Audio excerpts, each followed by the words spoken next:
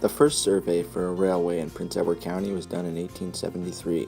A Boston man named Charles Bacchus was the promoter. The Prince Edward County Railway Company was founded the same year, and construction began towards the Grand Trunk Railway Station in Trenton. Due to financial constraints, it took 6 years for the railway to finally be completed in 1879.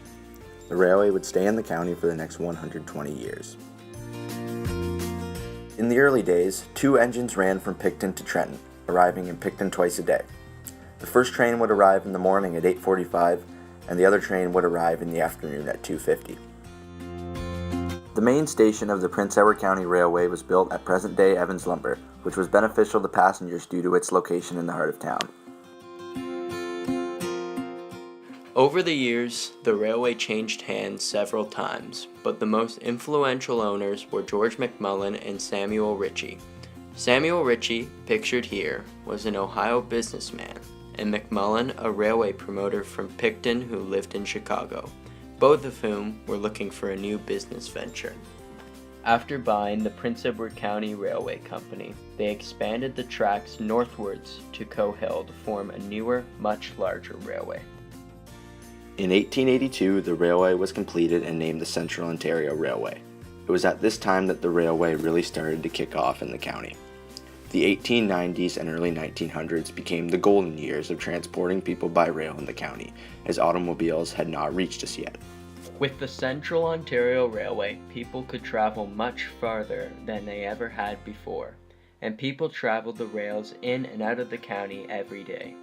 Goods could now be shipped out of the county daily, and products such as apples from local orchards, vegetables, and barley were always being shipped.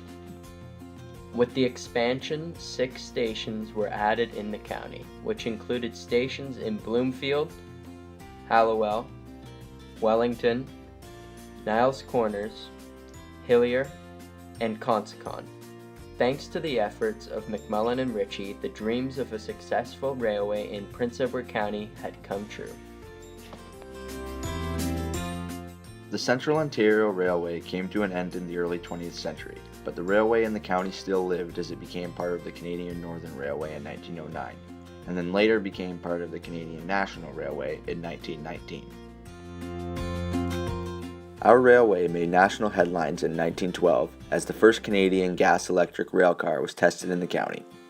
Pictured here is the car waiting to depart on its journey. In the First World War, the railway was used to ship troops from the county to their training grounds for the war overseas. Here we see a county platoon waiting at the train station in Wellington. Troops were also picked up at Hallowell Crossing, a flag station between Wellington and Bloomfield. Here they etched their names on the walls. These names can still be seen on the walls today. Later on in the Second World War, the railway would again be used to ship troops as well. Throughout the rest of the century, the railway became less of a passenger service and was used for shipping mining resources from the cement plant, as well as canned goods from the booming canning industry. Picton resident Doug Pitt recalls his memories of the train coming to the cement plant. They delivered stuff to the plant, like gypsum. Then they had a little unloading station down there where you unloaded the thing into a hole, then the conveyor took it out.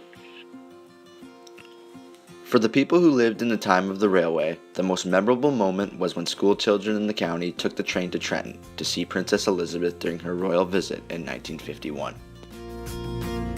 The mayor then, Harvey McFarland, he hired a train to take all the kids and that to see the Queen over Trenton. So we all went up, got on the old train, the steam engine on the front of her, and the passenger cars, and we took off and went over to Trenton.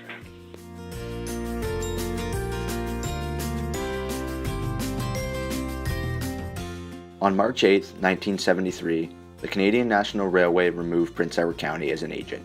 More than 120 years after the railway was built, the last train left Picton in 1997, removing the tracks behind it.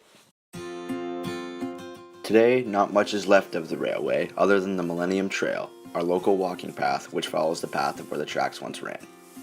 Parts of the old Picton station can also be seen at Evans Lumber, and the stop at Hallowell Crossing can be seen on Shannon Road in Bloomfield.